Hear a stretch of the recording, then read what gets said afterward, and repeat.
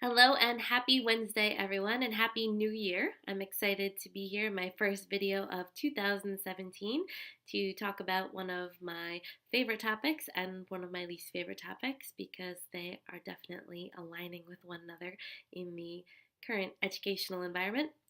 For those of you who don't know me, my name is Patty McLean, and I am a former high school teacher and instructional coach.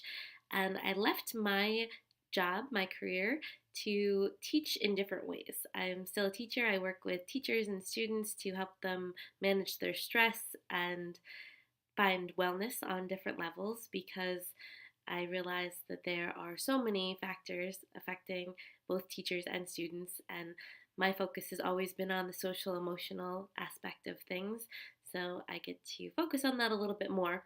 But when I left my job 2 years ago, I was very vocal about the fact that I am a public education success story. If it wasn't for public schools and the amazing teachers that I had, I wouldn't have the opportunities that I have. I wouldn't have multiple advanced degrees. I wouldn't be able to have my own business. So there's so much that I owe to my background in public education, both as a student and as a teacher.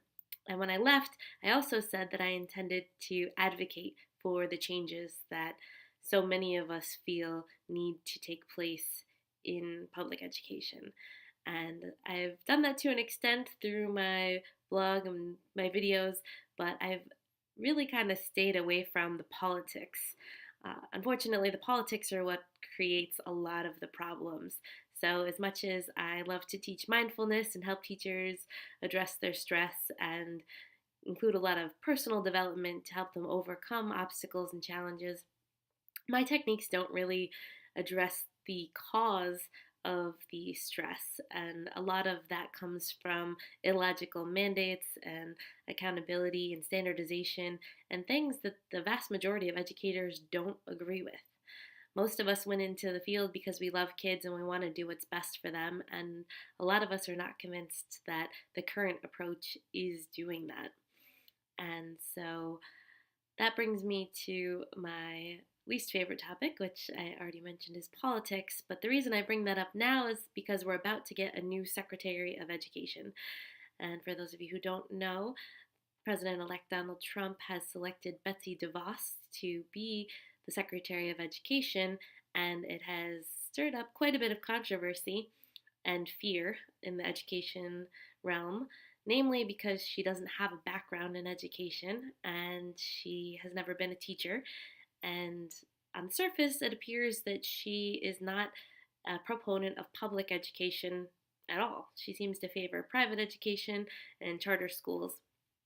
But like I said, there is those are just things that have been shared about her so far, and she obviously still has a lot of opportunity to make a difference.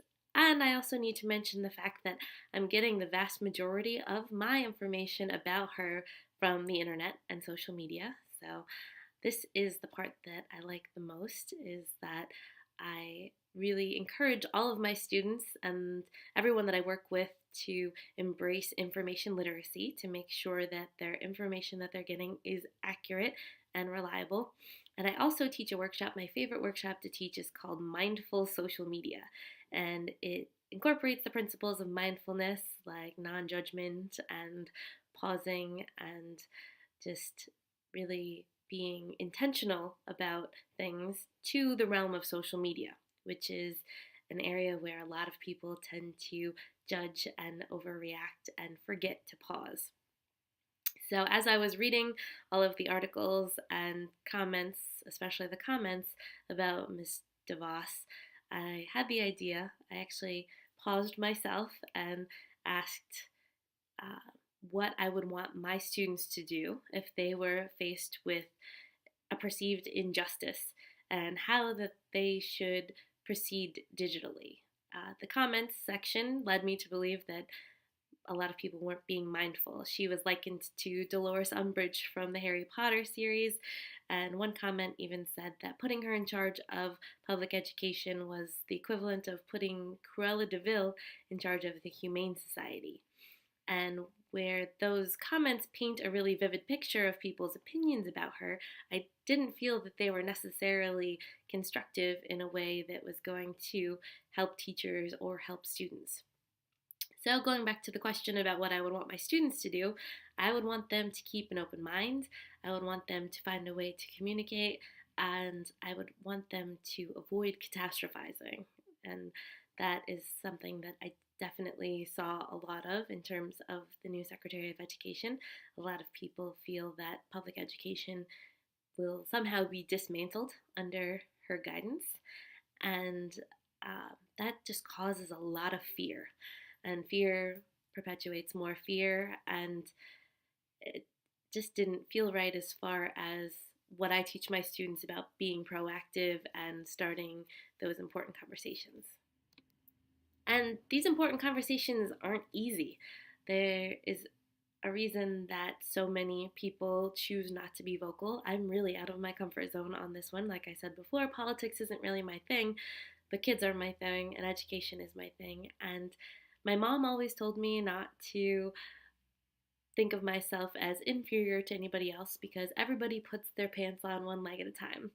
And as funny as that may be, I just realized that there's so many amazing educators with important opinions and ideas that don't feel like they have an opportunity or a platform to share them on.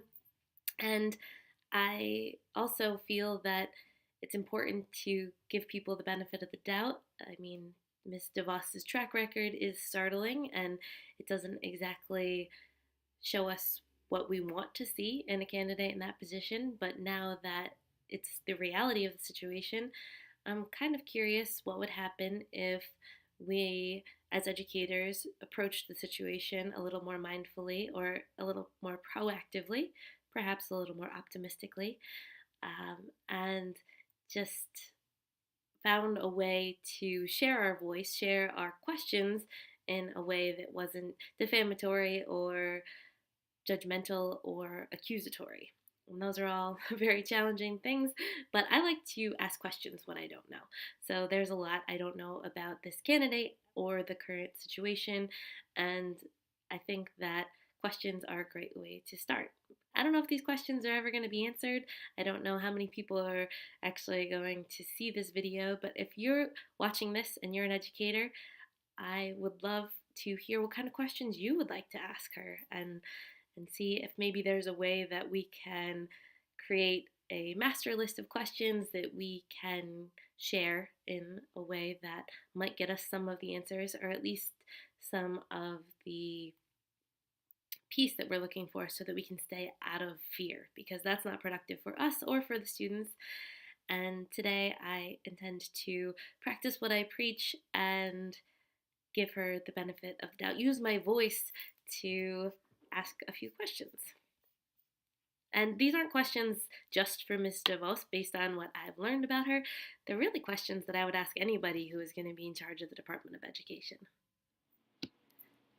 Since I don't want this to be a 20-minute video, and it very easily could be if I were to ask all my questions in the video, you can find my questions in the comments below or check them out on my blog, which covers everything from this video and as well as the questions.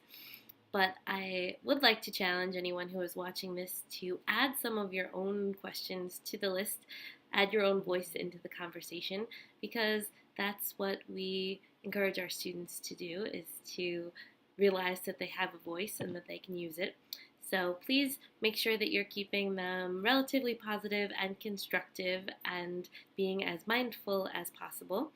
But there's no reason that we can't actually create a list of questions and get them to our local legislators, or get them to maybe even Ms. DeVos herself. And I would really love to hear what everybody thinks about this situation, about being more positive and proactive in these situations that we can't control, and about mindful social media. How do you practice mindfulness online, especially when there's something that's emotionally charged?